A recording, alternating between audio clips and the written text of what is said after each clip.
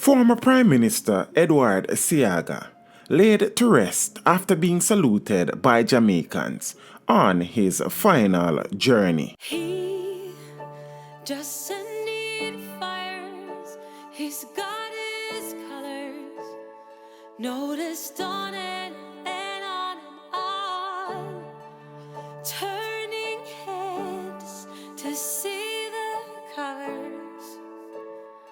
It goes on and on and on and on. Stranger says he'll regret his armor. They don't get what it's like to be no one, no one, no one, no one. We don't wanna be hiding. We don't wanna be fighting. We don't wanna be running from the sun. Teach them! Always make sure the message reach them! Jamaica's fifth Prime Minister, Edward Philip George Seaga, was laid to rest on Sunday, the 23rd of June, at the National Heroes Park. And the Bearer Party now lowers the casket. Their final tribute to man was be described as an architect of the Jamaican Constitution, the late former Prime Minister, the most honorable Edward Philip George Seaga. We're now witnessing the Bearer Party moving into position over the lowering device, and the casket is now lowered onto the lowering device. The funeral service for the late former Prime Minister was held at the Cathedral of the Most Holy Trinity in downtown Kingston.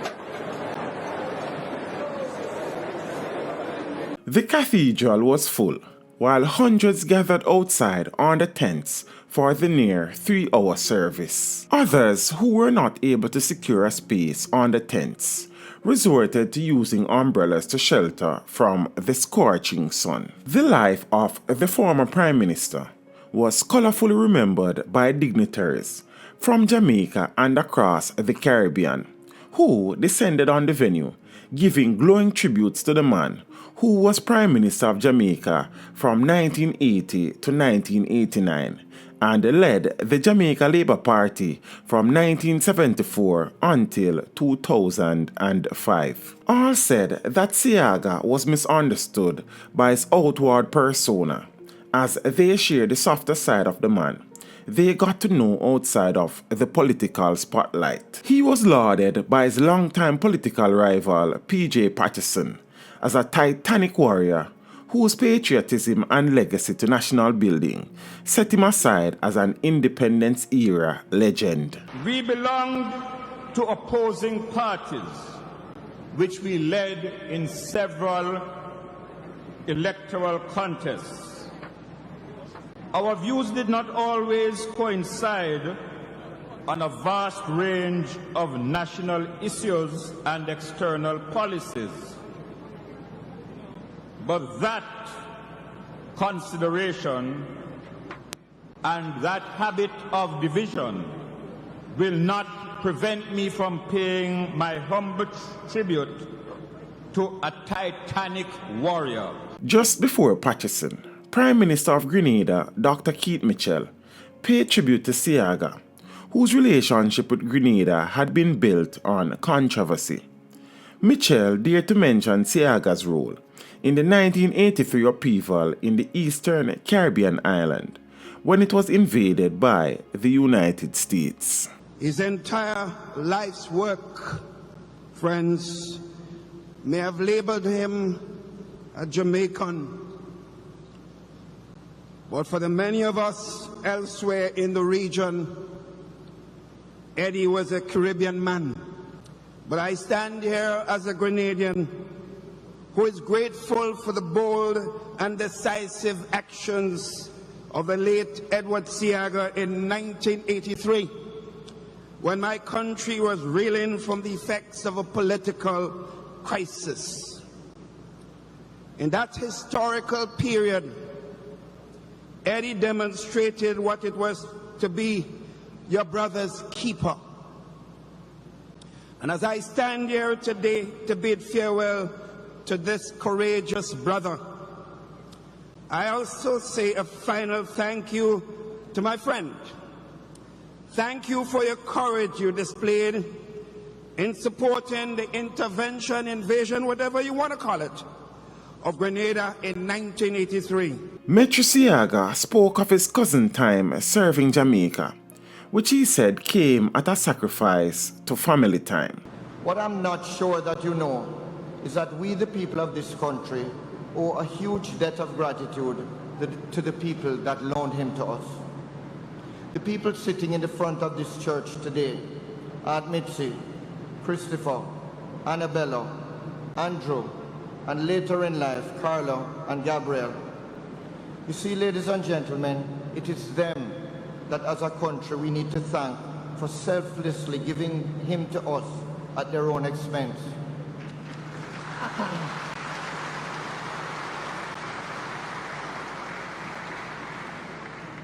He gave up many birthdays, anniversaries, and school plays, all so that he could give to us, give Jamaica his life. He did so from the day that he could think for himself, and he did so until he took his last breath. Tributes were also given by Prime Minister Andrew Holness. Mr. Seaga was a visionary, a big thinker, yet he was a pragmatist. He was not a populist. He was not issuing political confectionery. These contradictions in his personality gave fodder to misrepresentations, and indeed, oftentimes, he was misunderstood. There were times, of course, when his straight-talking pragmatism captured the people. In 1979, when former Prime Minister Manley appeared to be flirting with communism, but publicly denying it, Mr. Seaga, in a mass rally in Mandeville, cornered Mr. Manley with his classic quip: "If you walk like a duck and talk like a duck, you must be a duck." And West Kingston Member of Parliament Desmond Mackenzie, who read the eulogy. Edward Seaga was officially claimed by the electorates of West Kingston as their own to serve a political life sentence as their Member of Parliament. He served that sentence with love, loyalty, distinction, for a record 43 years without parole, the longest period of service by any parliamentarian. He transformed this constituency on the edge of the city into a modern educational, cultural powerhouse, a place fit for human beings to live with pride and dignity. He started the transformation of West Kingston on his appointment as Minister of Development and Welfare in 1962. This includes the replacement of Backer Ward with a contemporary urban community featuring modern housing, schools, a maternity hospital, and other amenities, which was named after an ancient town in central Italy, Tivoli. After the religious formalities, led by Suffragan Bishop of Kingston, Robert Thompson, who delivered the homily, and Archbishop of the West Indies, Howard Gregory, who gave the final commendation and farewell, Seaga's final journey to Heroes Park was set in motion. To face the opposite direction, to exit the cathedral. We come to the end of this very moving funeral service here at the cathedral. As the Jamaica Defence Force fired the first round in the 19-gun salute, indicating that the 2-kilometer procession was starting its journey from the cathedral to the National Heroes Park. Excitement filled the air as the longtime supporters of Edward Seaga jostled for space to watch the proceedings. A blend of pomp, pageantry, and ceremony, and distinctive elements of military tradition. His coffin was given a guard of honor while in tow on a gun carriage. The procession snaked along North Street, crossing the central Kingston constituency border on East Street. As Seaga journeyed into the West Kingston constituency, he represented for more than 40 years for one last time. It proceeded north along Duke Street before re-entering central Kingston for interment at the National Heroes Park. Hundreds of Jamaica Labour Party supporters were among Jamaicans who watched from the sidelines, waving, blowing kisses, and cheering as a final mark of respect to Seaga. By the time the official party reached the burial site, the crowd had swelled significantly, with hundreds pressing to enter the park. Their insistence almost created a stampede, had it not been for some quick-thinking police officers and soldiers who barricaded the area, making way for the official parties to continue through the gates. Seaga's interment is in the vicinity of his decades-long political rival, Michael Manley. Also buried in this area are outstanding Jamaican patriots, including cultural icon Louise Bennett Coverley, reggae singer Dennis Brown, and track superstar Herb McKinley.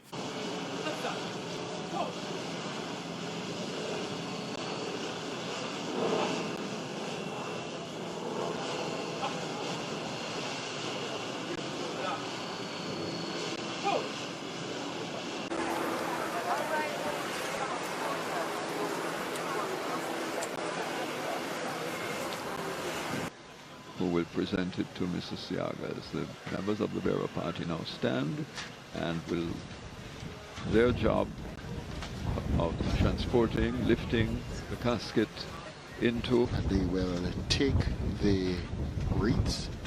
Mrs. Seaga. He will escort her. In fact, it's a female Commander Judia Neal, who is the aide-de-camp for Mrs. Seaga this today. afternoon, yes. She accompanies her and in fact takes the wreath for